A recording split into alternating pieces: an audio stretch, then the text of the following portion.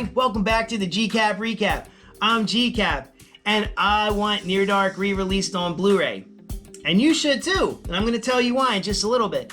But first, you know the drill. If you're interested and enjoy the content you see here on the GCap Recap, please hit the subscribe button, and also go ahead and hit the notification bell if you want to be notified whenever I'm going to be doing new videos in the future.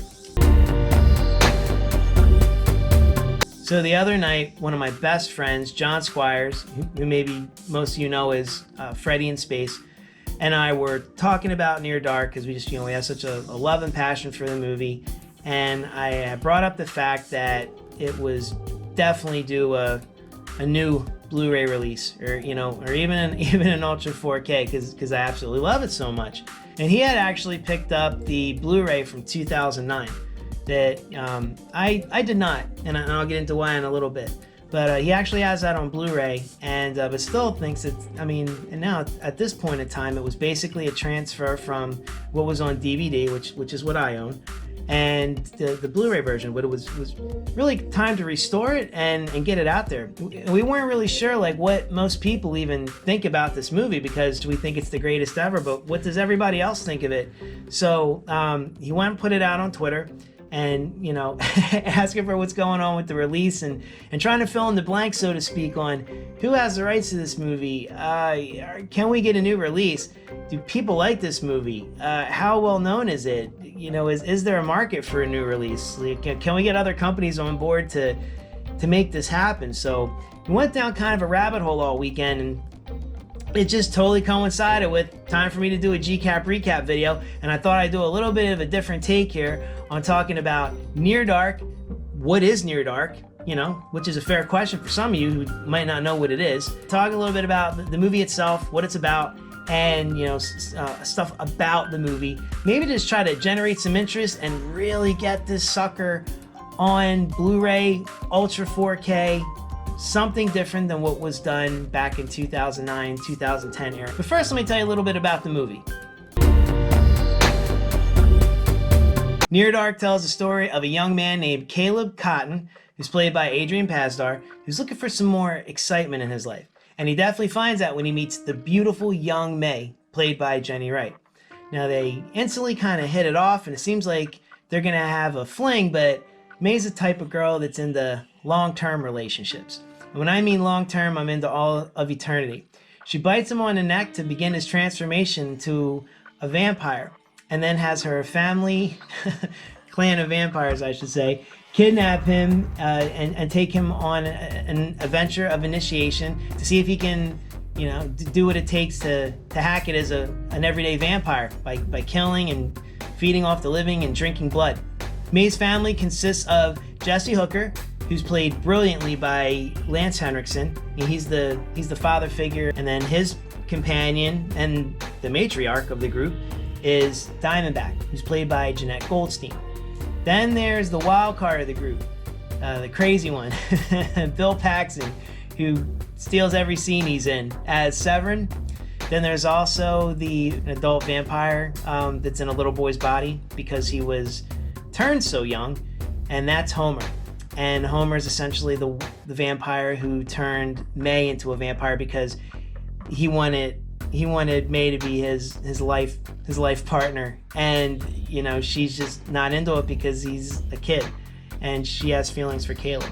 So right away when they try to bring Caleb into the fold, there's already this huge cloud of conflict and push to not extend the family anymore. They really don't need him, and it's going to be up to May, to take him on this trial run to make sure that he can, do what he needs to do to survive.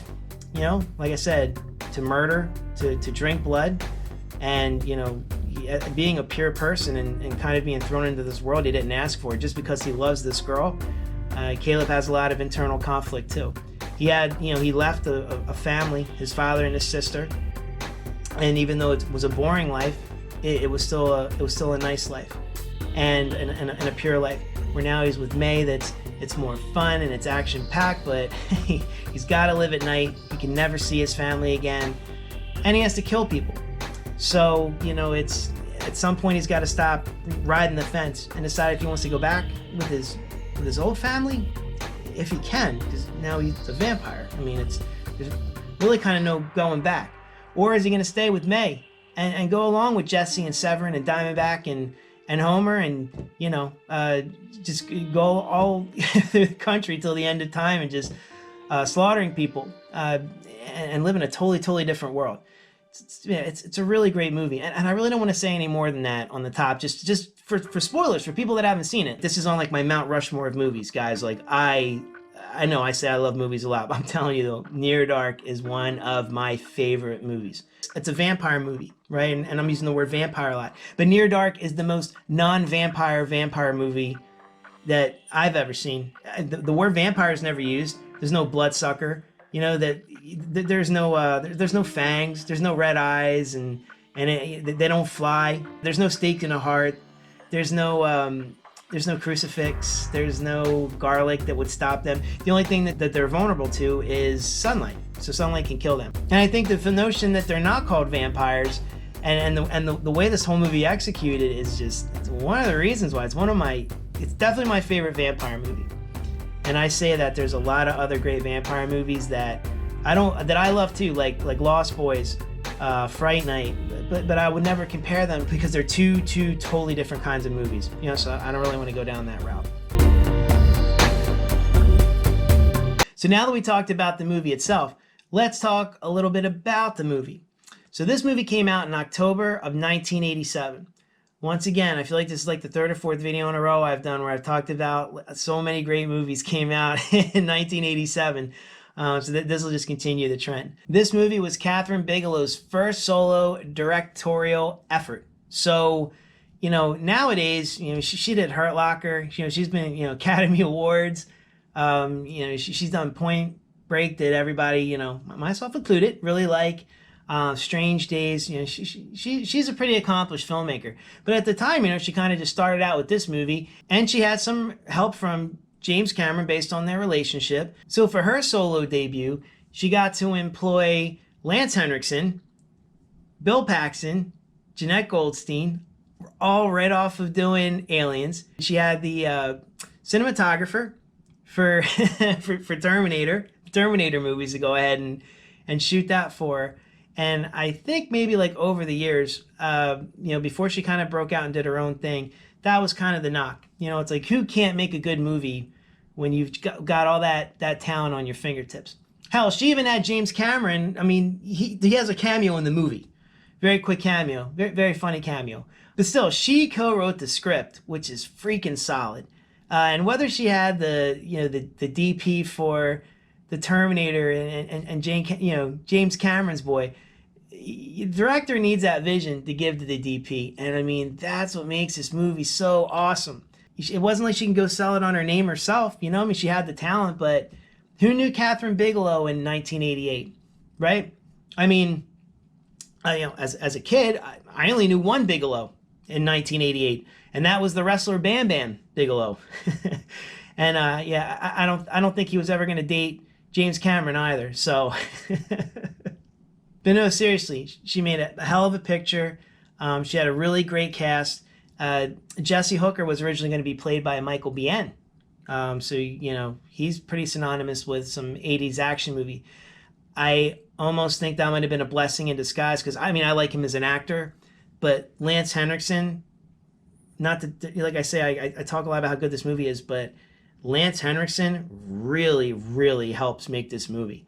If you watch the special features on the, well, I watched the DVD, I guess for those of you who are cool enough to get the Blu-ray, and the special 47-minute new documentary they did, he talks about how much he liked the character. Lance Henriksen came up with the whole thing about Jesse being murdered during the Civil War and turning down. They had these whole bios that they wrote, which I think is very cool. And you know, they were all ready for even a sequel.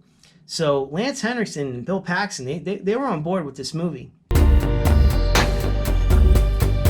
Other reasons why I think this movie has zero flaws. I'll tell you why. So I already talked about Bigelow's direction, right? Her you know, her vision for the movie, the way it's shot, the atmosphere, the atmosphere is second to none. The score by Tangerine Dream, if they would have went with another score, it would have totally changed the vibe of the movie. I mean, I've never seen a score that fits so perfectly for a movie ever. Tangerine Dream, even like the score they did for Legend, man, those guys sometimes just take it to another place, and they definitely do that with Near Dark too. So that aspect's solid. It's not a long movie at all. In fact, there you go.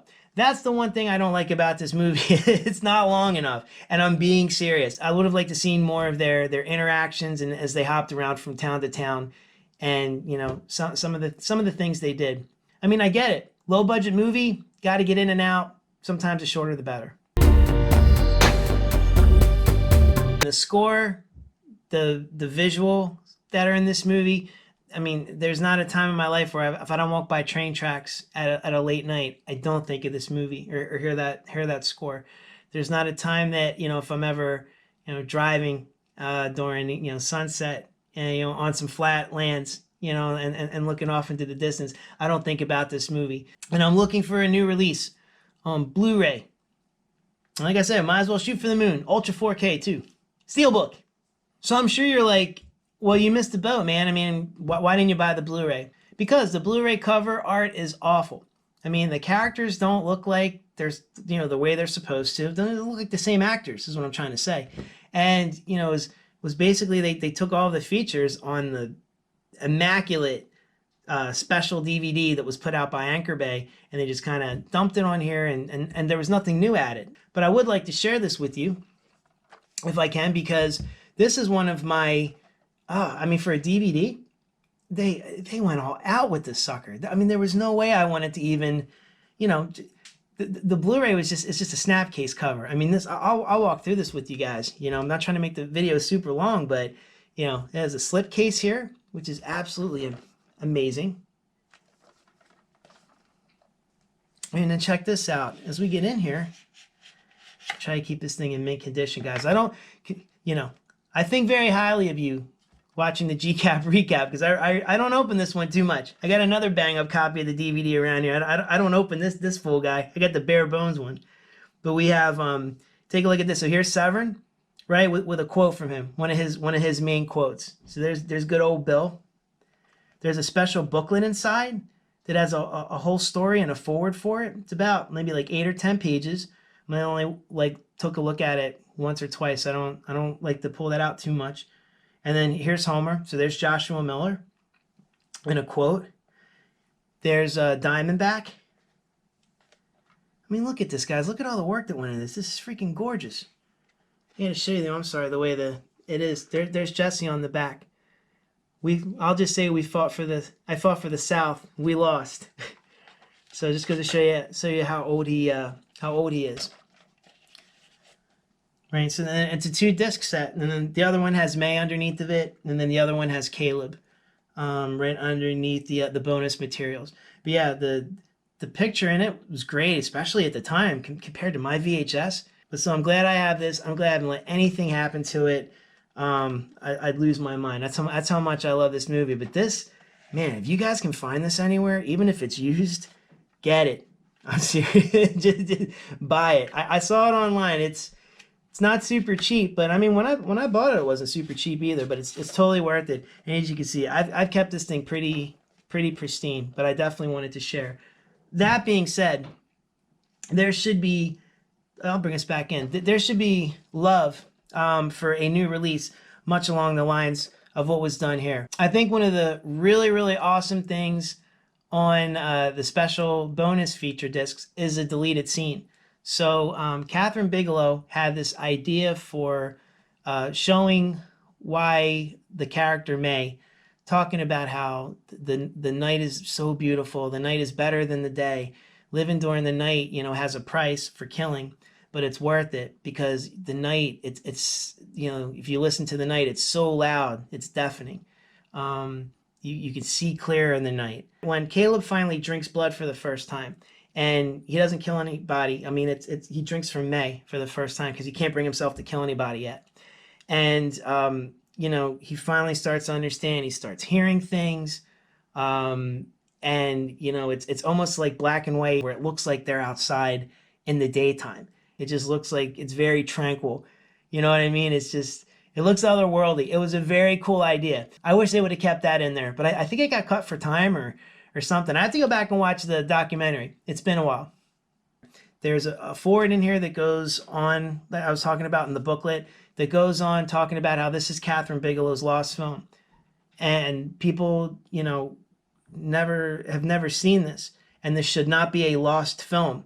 And that's why so much money and effort was put into this. Like, I remember this came out. This sucker was pretty hard to get. Like, I got it at Best Buy. Then I went there the next day to pick up like a PlayStation. They were all gone. So like I said, I thought maybe more people were into it than not. But I mean, I guess in some ways I was right, because I told you that when John put that up on Twitter, then the next thing you know, there's a huge conversation. I mean, this is 2 days old now. I'm attached to it because I was tagged in it, and I'm still getting notifications as I'm doing this review.